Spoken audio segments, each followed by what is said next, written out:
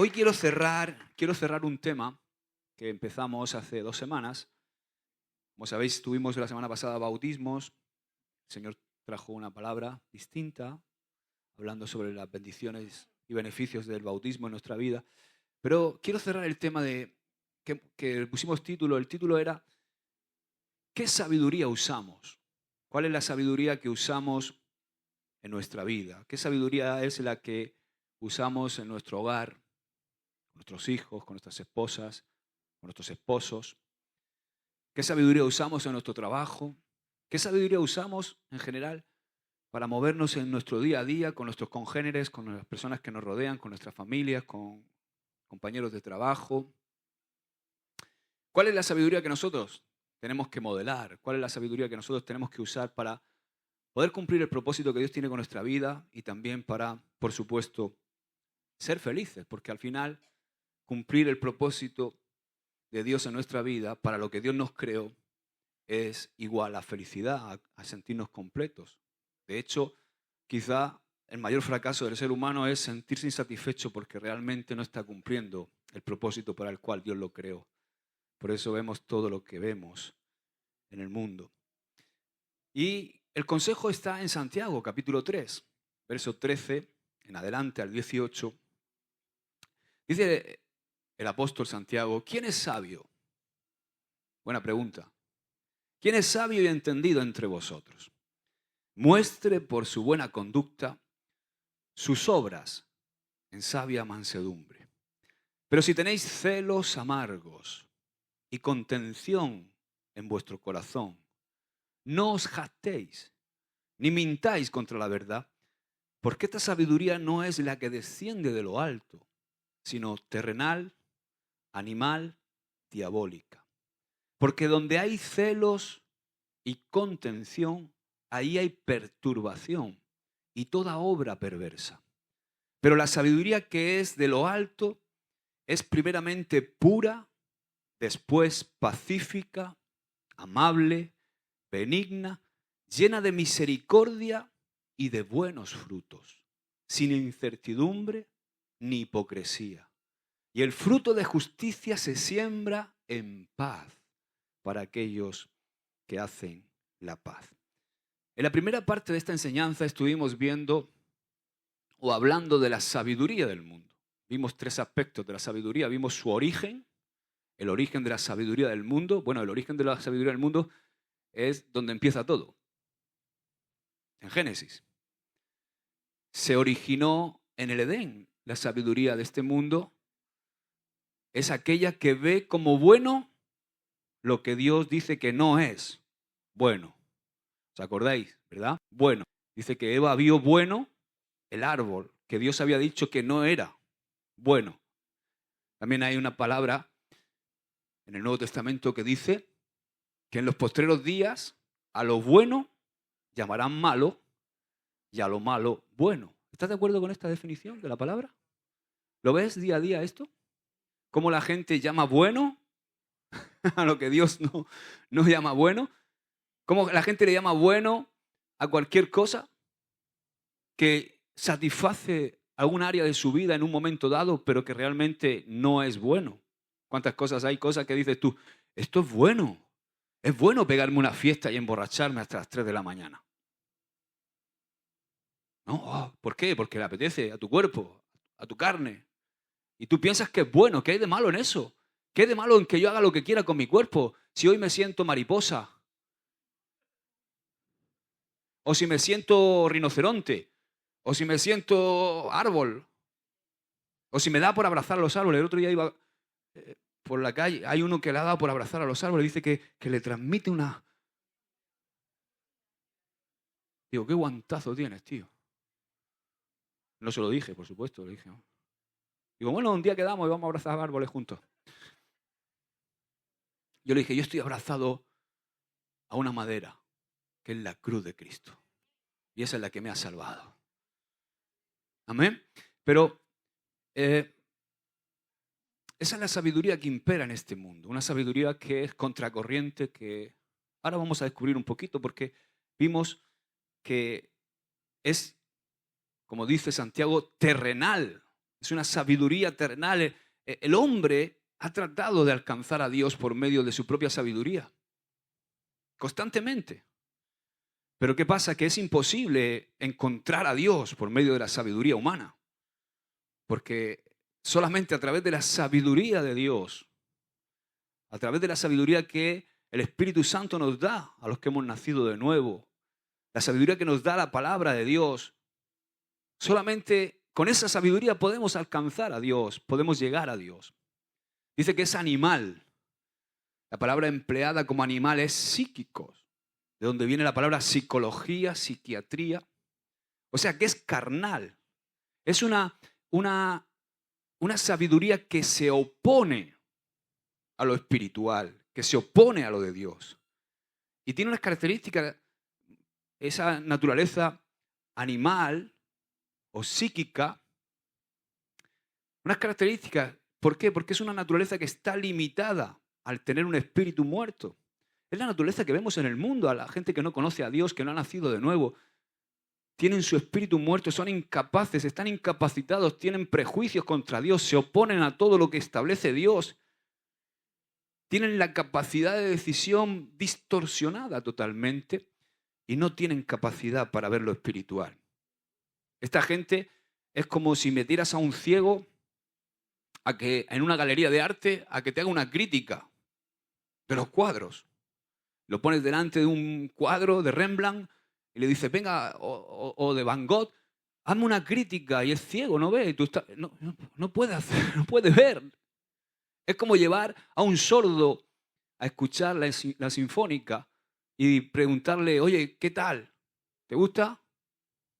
No pueden, están incapacitados para ver las cosas del espíritu. Es una sabiduría animal. También es una sabiduría diabólica.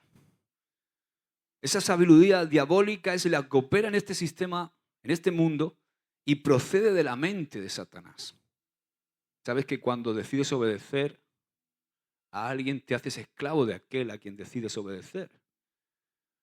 Y en el huerto, el hombre decidió obedecer a la serpiente.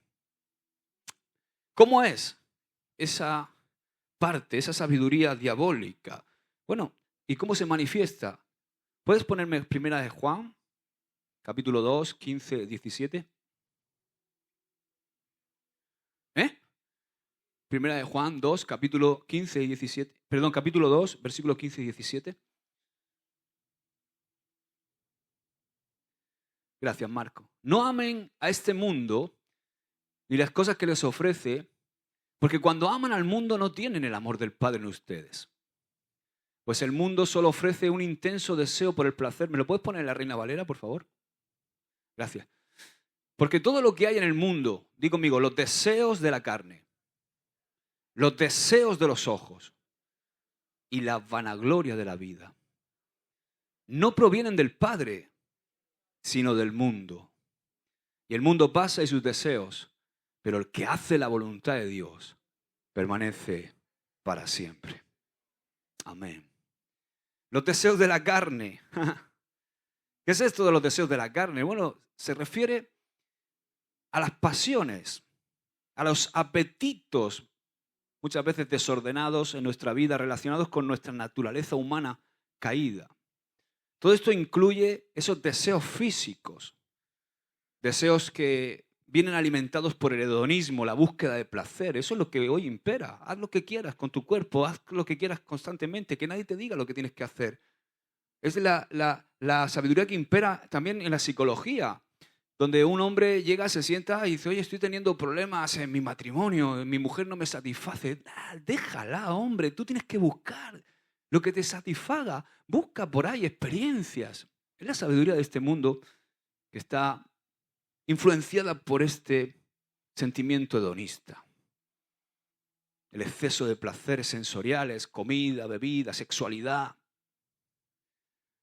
Todo fuera del diseño de Dios, por supuesto, porque la comida, la bebida, la sexualidad dentro del diseño de Dios son una bendición, amén. ¿A cuántos han asado? Y una buena noche romántica con su esposa.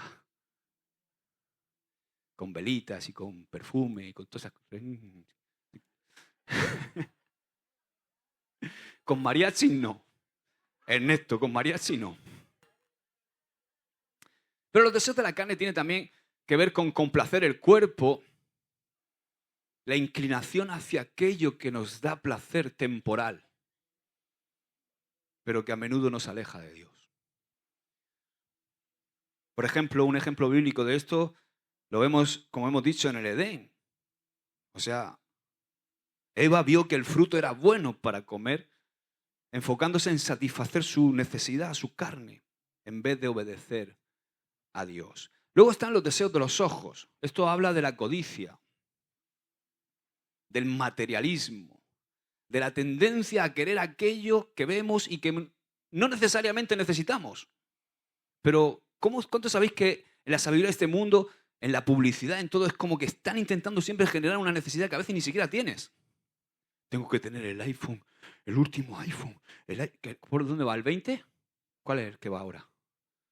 El 16. Digo, pero si el mío funciona, ¿por qué tengo que tener el 20? Perdón, el 16. O sea, constantemente la publicidad está intentando generarte que tú sientas necesidad de algo que a veces ni siquiera necesitas. ¿Por qué? Porque queremos tener. Los ojos son la puerta que nos puede llevar a la codicia, a la avaricia, al descontento, a la envidia. La codicia visual. ¿Qué es eso de la codicia visual? Es querer lo que otros tienen.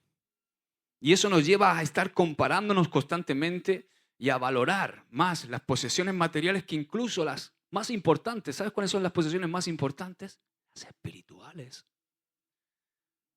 Las posesiones más importantes son las espirituales y las que están cuando cierras la puerta de tu casa, dentro de tu casa. Ese es tu mayor valor. El poder visual, ¿qué es eso del poder visual? Ser atraídos por a veces las cosas que examinamos y que parece que son de extrema belleza, o por aquello que parece deseable, pero que en realidad va a originar un desastre en mi vida. Va a ser extremadamente perjudicial para mi propia vida. Ejemplo de esto, ¿os acordáis de un tal David? David, cuando tenía que estar en la guerra, ¿dónde estaba? En su palacio, ¿verdad? De paseo por el terrado. Y ahí, al mirar a Betsabé, ¿qué pasó? Miró desde su terraza y fue tentado y cayó en pecado. Todo esto lo tiene en 2 Samuel, capítulo 11. La soberbia de la vida es lo tercero en lo que opera la sabiduría de este mundo.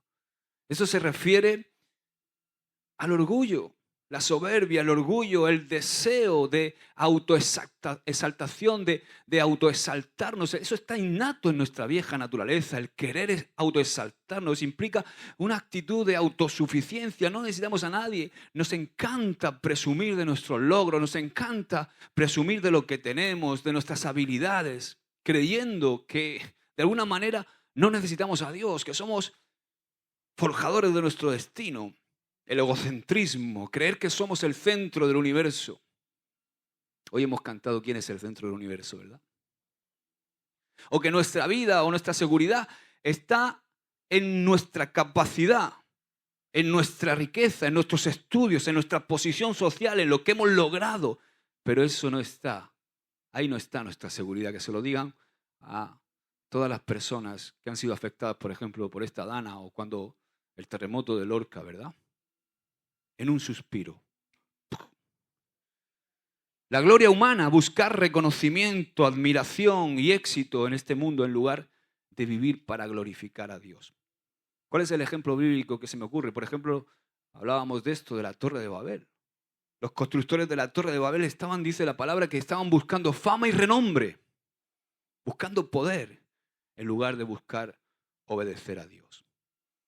La semana pasada también, la semana anterior también hablamos de cómo funciona esa sabiduría y funciona, lo hemos leído ahí, que funciona a través de amargos celos, envidia, celos, que a veces nos controlan, contiendas, esa propensión a siempre estar.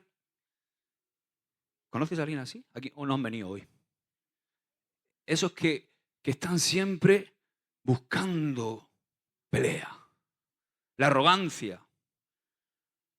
Y esto deriva luego en el engaño también. Y el resultado de esa sabiduría es desorden Y dice Santiago 3:16, porque donde hay celos y contención, ahí hay desorden, perturbación y toda obra perversa. Ese es el resultado de la sabiduría mundana. Y lo vimos, ya no quiero seguir ahondando, ya tienes la prédica en YouTube, pero hoy quiero hablar de algo y es el aspecto positivo, ¿no? ¿Cuántos quieren la sabiduría de Dios? La que proviene de lo alto. Cuando Santiago en el verso 13 pregunta, ¿quién es sabio y entendido entre ustedes?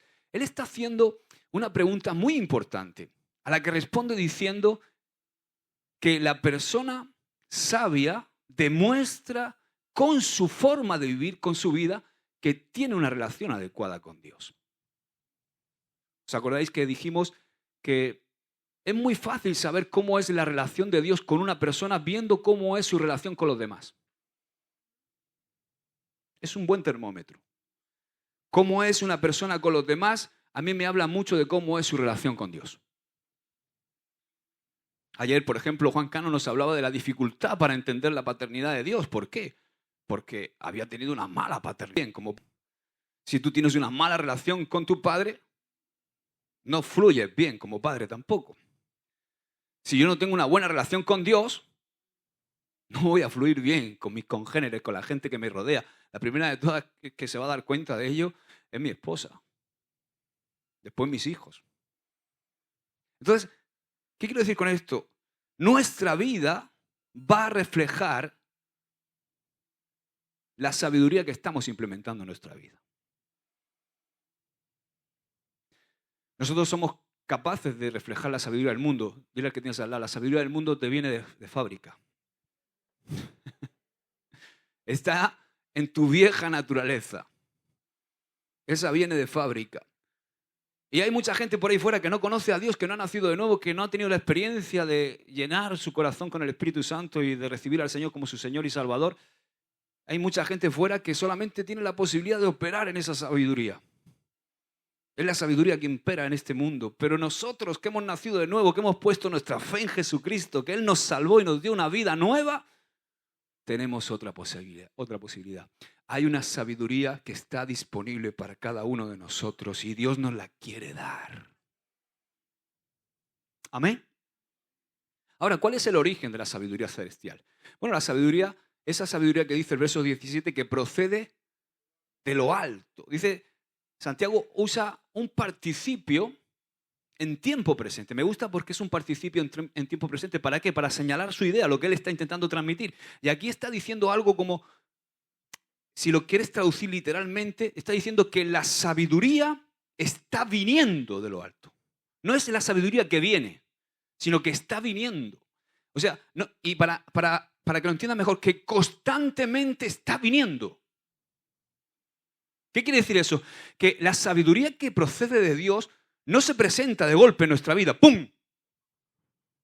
Ni tampoco se entrega a dosis periódicamente, sino que viene a nosotros como un flujo, como un fluir constante que sale de Dios. O sea, ¿cómo te lo explico? La sabiduría de Dios no viene a nuestra vida como cuando te cae un rayo, ¿verdad? Sino que es como cuando te enchufas a la corriente. Viene constantemente, en un fluir que procede de Dios. El suministro de la sabiduría de Dios nunca termina en nuestra vida, nos llega continuamente desde lo alto para cubrir todas las demandas que podamos tener en cada momento de nuestra vida, pero para ello tú y yo tenemos que estar conectados a la fuente. Si te desconectas. Santiago 1:5 nos enseña que la sabiduría que viene de Dios es una sabiduría que proviene a nuestra vida en respuesta a una oración que nosotros hacemos. O sea, dice, y si alguno tiene falta de sabiduría, pídala a Dios, el cual da a todos reprochando. No dice eso, ¿verdad? Da a todos un poquito. Dice abundantemente y sin reproche. Ahí está el fluir del Espíritu Santo en nuestra vida, el fluir de la palabra que procede del Padre para tener sabiduría. Y Él la da abundantemente y sin reproche. O sea que no tenemos excusa. Dice un poquito más abajo en el verso 17, Pablo Pablo, Santiago nos dice que desciende de lo alto, que es lo que desciende, todo lo bueno y lo perfecto del Padre de las luces. Toda la sabiduría, todo lo bueno, todo lo que es perfecto, desciende del Padre y está a nuestra disposición. Ahora, ¿cuánto le pedimos a Dios sabiduría? En nuestro día a día. ¿Cuántas decisiones tomas al día? O sea, dice, hay un estudio que normalmente en un día normal tomamos aproximadamente unas 300 o 400 decisiones. Eso en un día normal de tu vida. Claro, hay decisiones que son normales. Si te da ganas de hacer pipí, decides ir al aseo, ¿no? Normal. Eso no tienes que pedirle permiso al Señor. Pero hay cosas que tenemos que decidir y que necesitamos sabiduría. ¿Pero qué sabiduría estamos implementando cuando me surge un momento de una consulta que mi hijo me hace sobre algo? Porque rápidamente tendemos a contestar con la lógica que constantemente nos está bombardeando en este mundo. Porque la sabiduría de este mundo, a veces nosotros los cristianos también somos permeables y se introduce en nuestra vida. Pero yo tengo que detenerme muchas veces y decir, wow, espera. Muchas veces me decís, pastor, tardas en contestar. Digo, claro, es que no te quiero contestar cualquier cosa. ¿Verdad? Me estás preguntando o me estás exponiendo una situación que está pasando en tu vida y hay cosas que son muy claras, pero otras que dices tú, Señor, dame tu sabiduría para contestar. No puedo contestar con la sabiduría del mundo, aunque la sabiduría del mundo tenga su lógica. Porque la sabiduría del mundo muchas veces funciona, pero no es una sabiduría que funciona siempre. Ni es una sabiduría eterna. Entonces, esta sabiduría de lo alto se manifestó en el mundo y anduvo entre nosotros en la persona de Jesús. Y como Jesús se fue, ahora tú y yo accedemos a esta sabiduría por medio de su Espíritu Santo. Y también la tenemos escrita en su palabra. Amén. Entonces, ¿quién es sabio? ¿Quién opera en la sabiduría celestial? Los sabios que operan en la sabiduría celestial son personas que decidimos entregarle a Jesucristo nuestra vida por completo y que operamos con la ayuda del Espíritu Santo, no con la ayuda, sino con la dependencia del Espíritu Santo, manteniendo nuestra inteligencia, nuestro intelecto de Dios. Sumisión a la voluntad de Dios y a la palabra de Dios. ¿Cómo funciona la sabiduría celestial? Bueno, ahí vemos que Santiago hace un inventario de las características de la sabiduría de Dios y es similar a otras listas que vemos en el Nuevo Testamento que también hablan sobre la vida cristiana. Por ejemplo, la descripción del amor verdadero. Mira cómo es el amor verdadero. Primera de Corintios 13, 4, 7. Dice, el amor es sufrido, es benigno. El amor no tiene envidia. El amor no es orgulloso, jactancioso. No se envanece, no hace nada indebido, no busca lo suyo, no se irrita, no guarda rencor, no se goza de la injusticia, mas se goza de la verdad. Todo lo sufre, todo lo cree, todo lo espera, todo lo soporta. Vemos también cuál es el fruto del Espíritu. Dice Gálatas 5:22, mas el fruto del Espíritu es amor, gozo, paz, paciencia, benignidad, bondad, fe, mansedumbre, templanza. Dice, contra tales cosas no hay ley. Qué diferente a las obras de la carne, ¿verdad? ¿Me puedes buscar Gálatas 5:20 creo, o 21? Mira lo que dice de las obras de la carne, unos versículos más arriba. Uno más. Arriba, 19.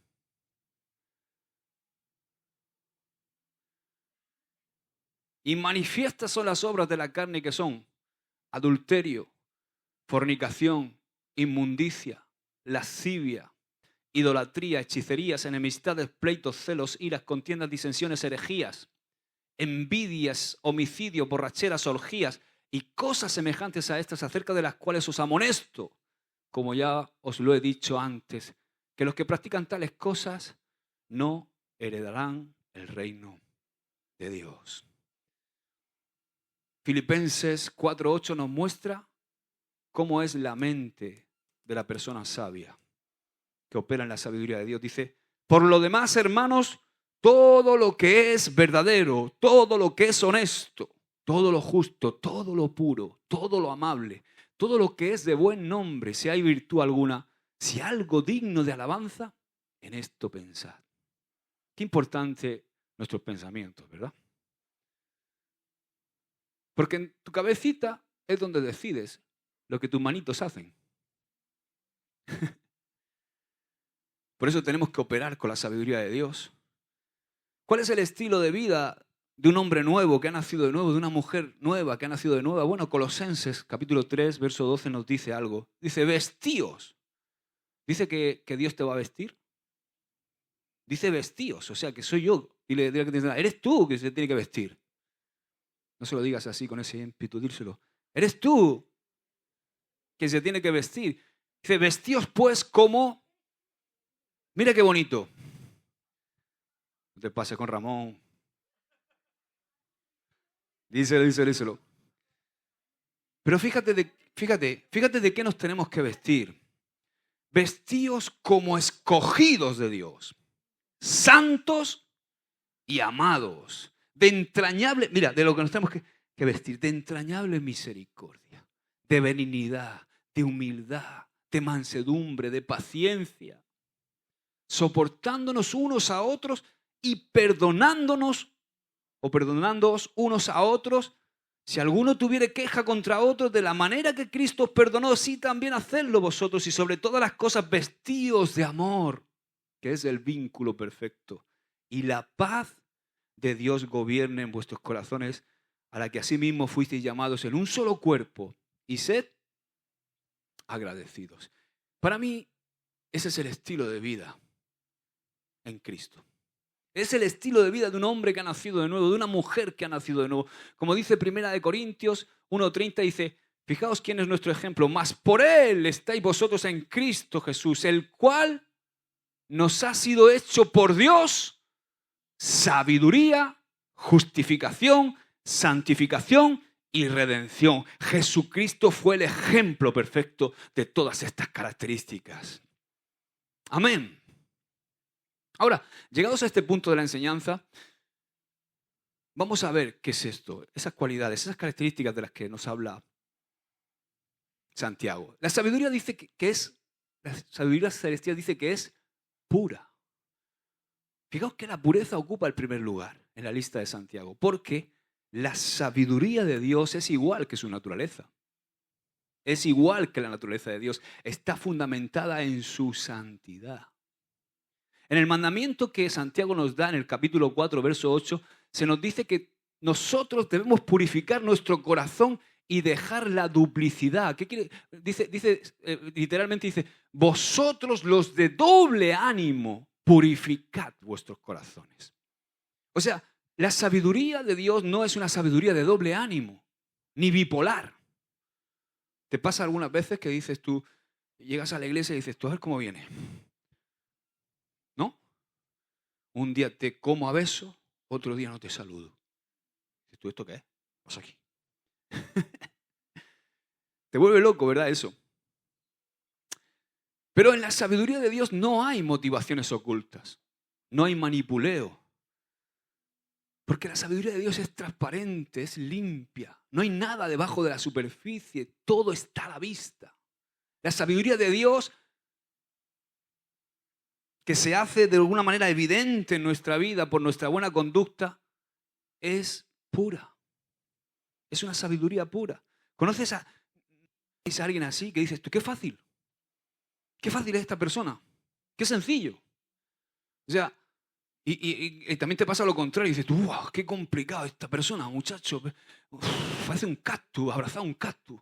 No sabes por dónde entrar, no sabes cómo llegar. Y dices tú, ¡ah! Y al final ya te cansas y dices, mira, tío, se lo entrega al Señor. Toma, Señor, hazte cargo tú, porque esto ya no sé por dónde agarrarlo.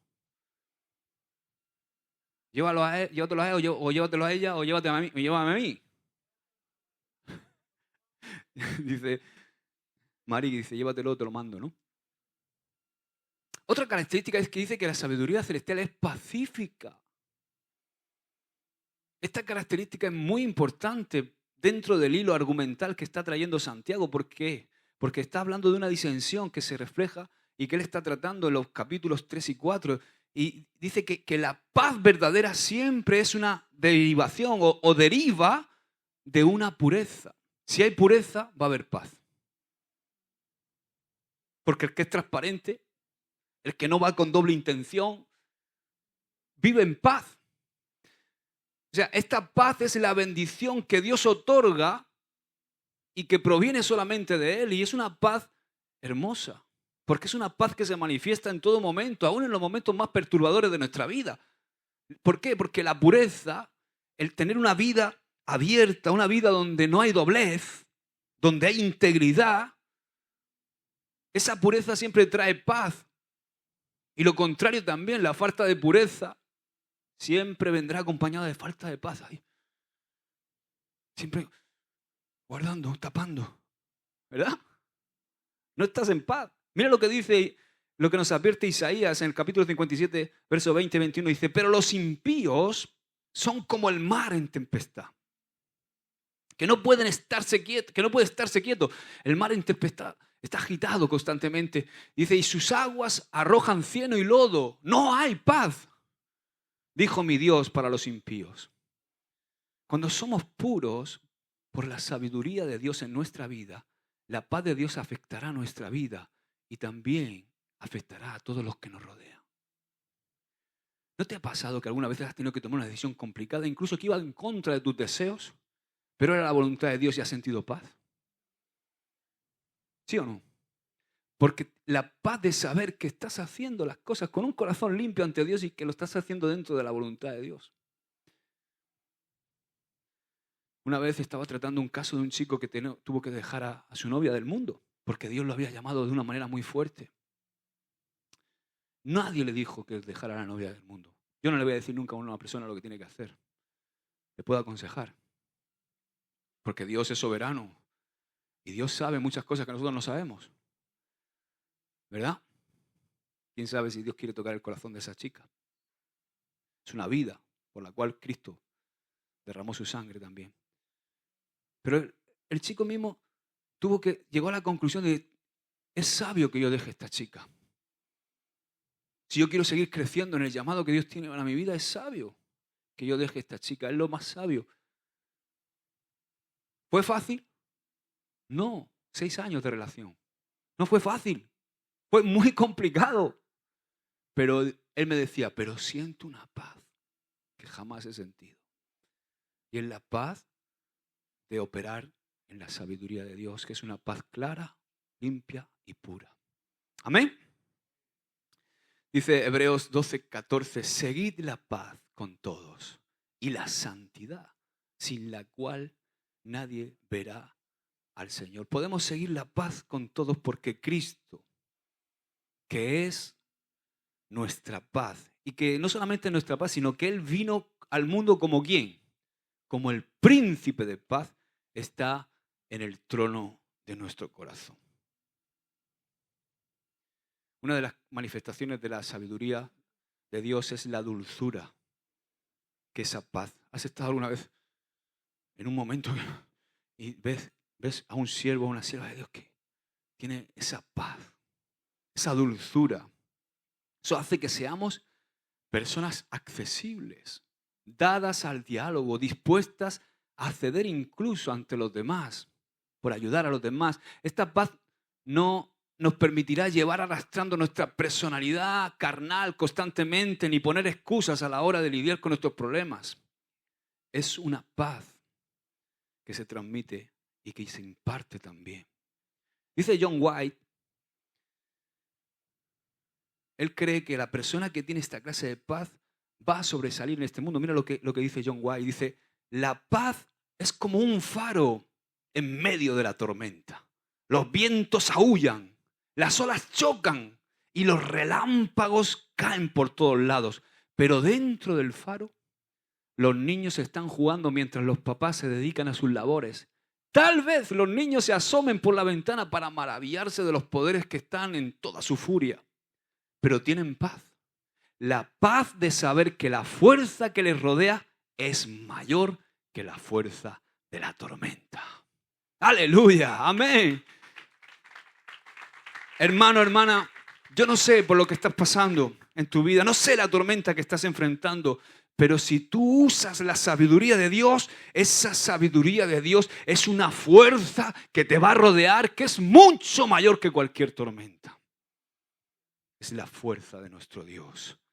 Me hace recordar lo que dice Isaías 26:3, que dice: tú guardarás en completa paz a aquel cuyo pensamiento en ti persevera, porque en ti ha confiado. Aleluya.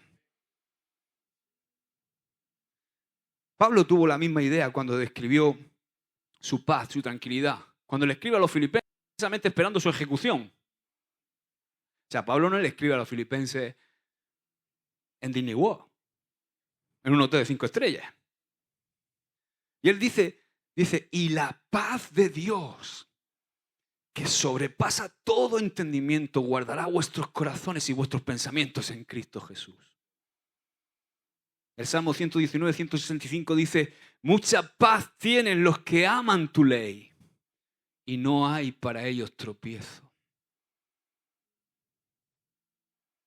Santiago también dice que la sabiduría celestial es tolerante. ¿Cómo eres? Pregunto, ¿eres tolerante? ¿Eres tolerante con tu esposa, con tu esposo? ¿Eres tolerante con tus hijos, con tus compañeros de trabajo? ¿Qué sabiduría estás implementando? Si pudiera traer aquí a tus compañeros de trabajo y preguntarle cómo eres, ¿te daría vergüenza? Ay, me estoy estirando.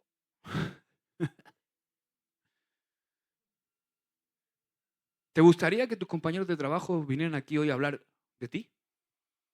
¿Qué dirían de nosotros? ¿Qué sabiduría implementamos? ¿Eres tolerante?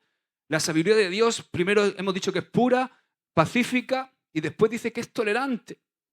Según Matthew Arnold, la tolerancia consiste en ser dulcemente razonable. ¿Qué significa esto para mí? ¿Qué significa esto? Significa, se trata de ser una persona considerada con los demás. De que seamos personas que somos capaces de dar espacio a los sentimientos de los demás, o a su debilidad, a la debilidad de los demás, o a las necesidades que otros tienen. Se trata de ser equitativo, de ser justo, razonable, comprensivo, de no insistir a veces en la letra de la ley, sino en mostrar la disposición de ceder, de amar al prójimo.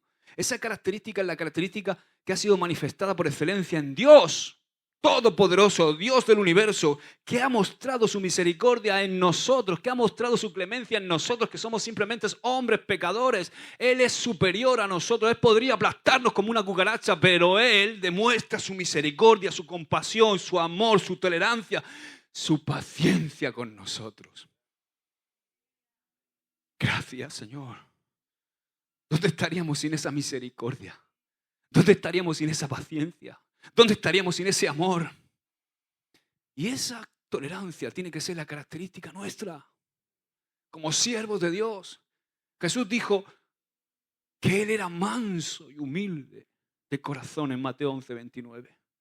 Pablo también nos habla en 2 Corintios 10, versículo 1, dice, Él habla de mansedumbre y ternura de Cristo. Y fijaos que da instrucciones a Tito sobre el tema cuando le dice que no hablen mal de nadie.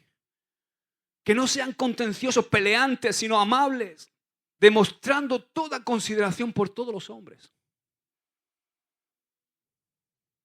Timoteo también recibió el mismo consejo de parte de Pablo en 2 de Timoteo capítulo 2, verso 24 y 25. Dice, porque el siervo del Señor no debe ser contencioso, ni ajopuerro,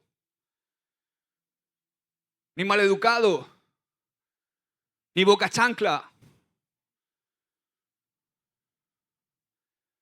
sino que tiene que ser amable con todos. ¿Con quién? ¿Con el que le cae mal? También.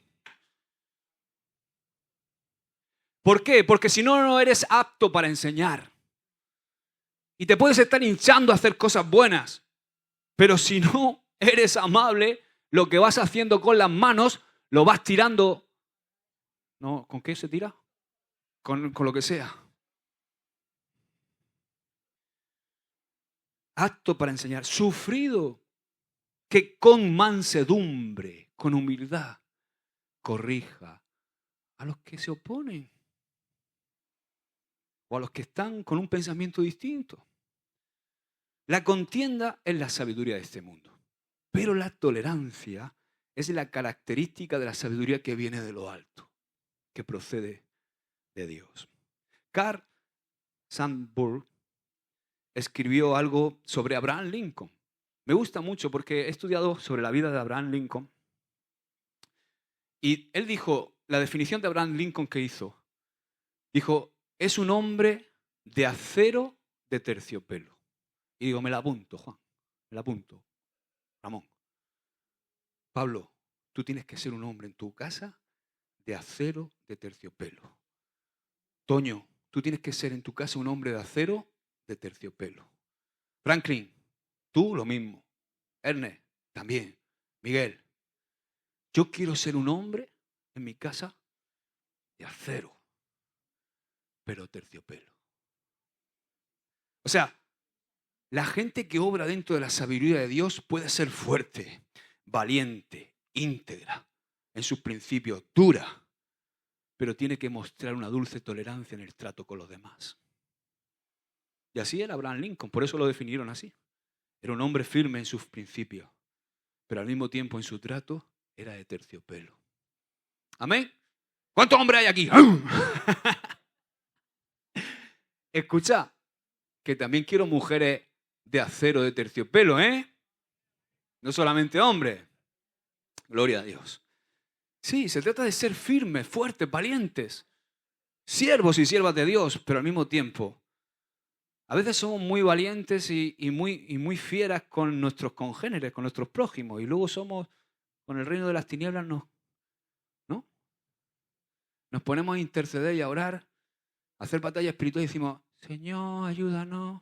Y luego resulta que vemos al hermano, tienes que ser león con lo que tienes que ser león. Y otra característica dice que es complaciente. Otra característica dice que es complaciente. La sabiduría de Dios tiene espíritu conciliador, complaciente, conciliador. O sea, es una sabiduría que sabe escuchar. ¿Te has preguntado por qué tenemos dos orejas y una boca? Para escuchar el doble de lo que hablamos, ¿verdad?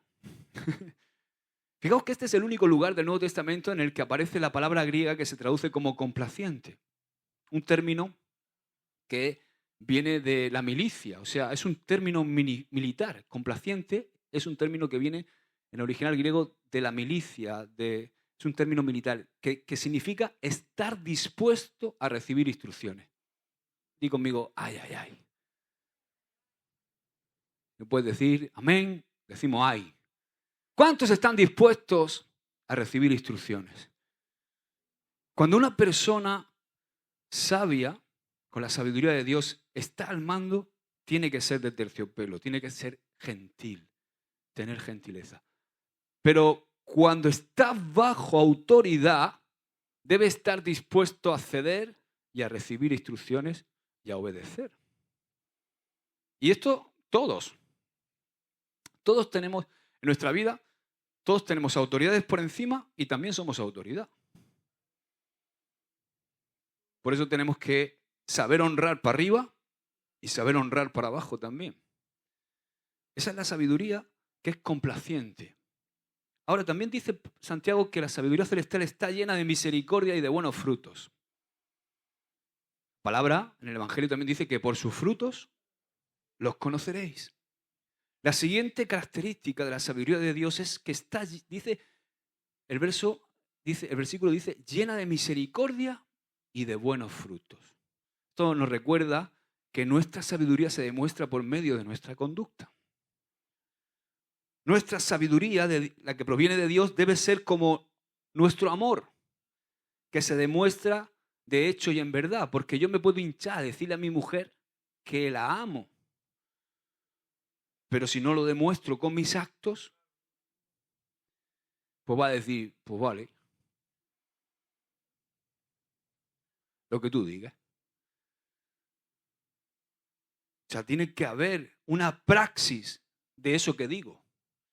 Cuando Santiago menciona las buenas obras y cuando lo hace, él está enfatizando un punto muy necesario dentro de la iglesia, hoy día, y que a veces se nos olvida. Pero no podemos olvidar este punto de las buenas obras, porque las buenas obras son la señal de que estamos obrando según la sabiduría de Dios, o la señal de que estamos obrando según la sabiduría del mundo.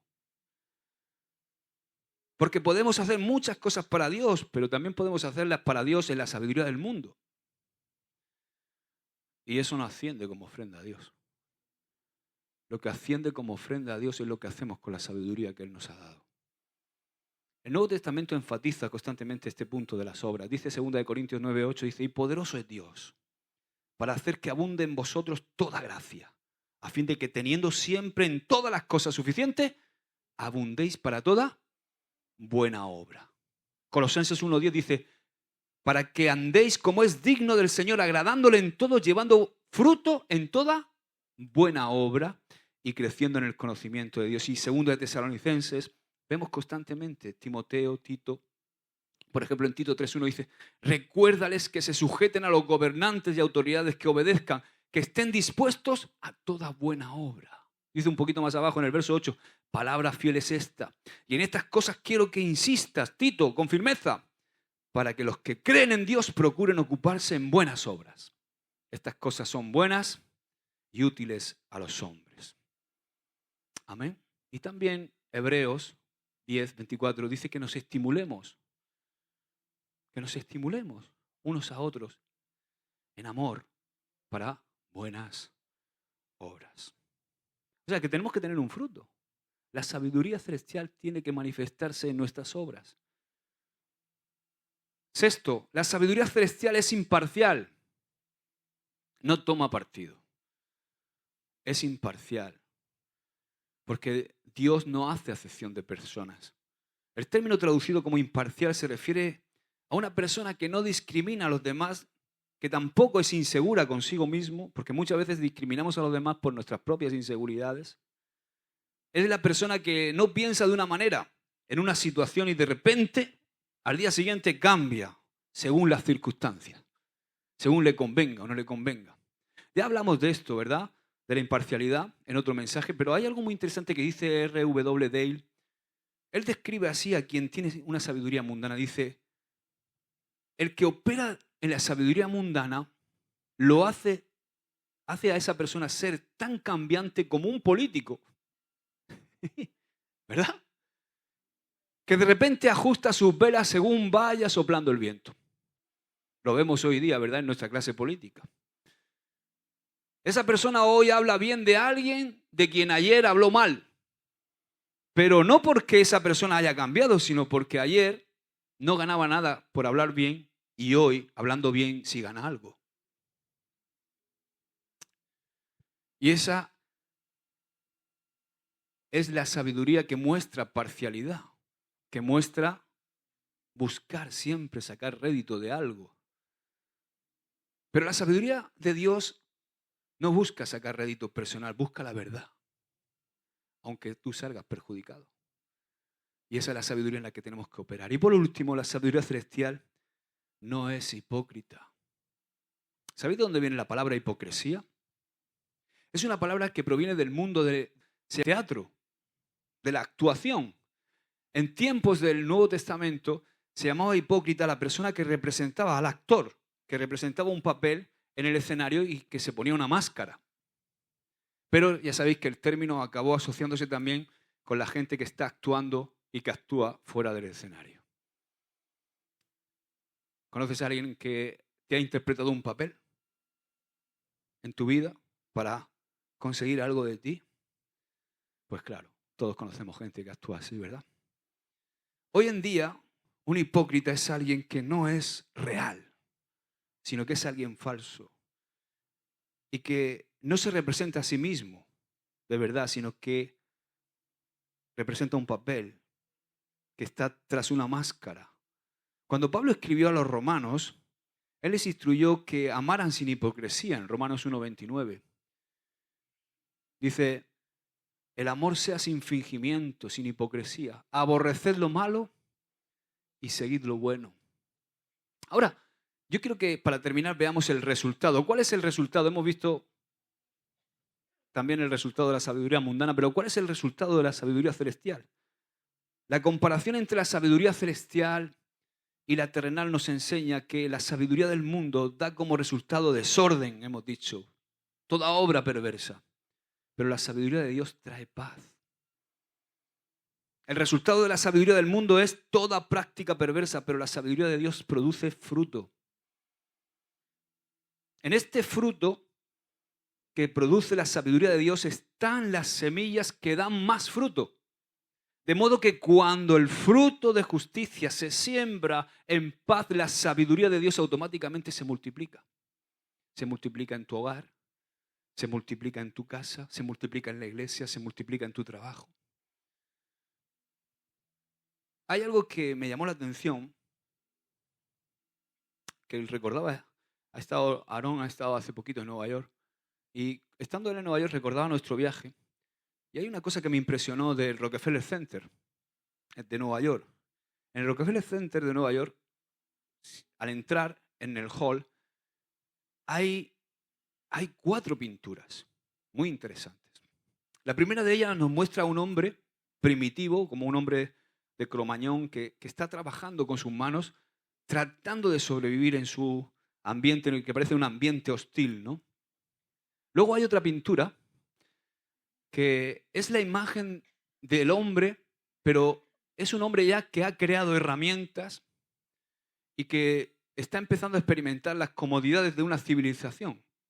Ha empezado, digamos, el tiempo de la agricultura, lo ves con herramientas y todo eso. El tercer mural muestra al hombre como amo y a la vez como siervo de la máquina. Interesante, ¿verdad? Porque fijaos cómo nosotros somos los amos de crear. ¿Quién creó esto? El ser humano, ¿no? Pero el ser humano tiene una característica, y es que es capaz de hacerse esclavo de lo que crea. Hemos creado algo de lo que nos hemos hecho esclavos. Hace 3 siglos, 2 siglos, no había luz eléctrica. ¿Sabías eso? ¿Tú crees que podemos vivir sin luz eléctrica hoy día? ¿Sabéis lo que pasaría si de repente hubiera un apagón mundial de electricidad? Sería un caos con decenas de miles de muertos. Pero hace 2 siglos vivíamos sin electricidad, ¿o no?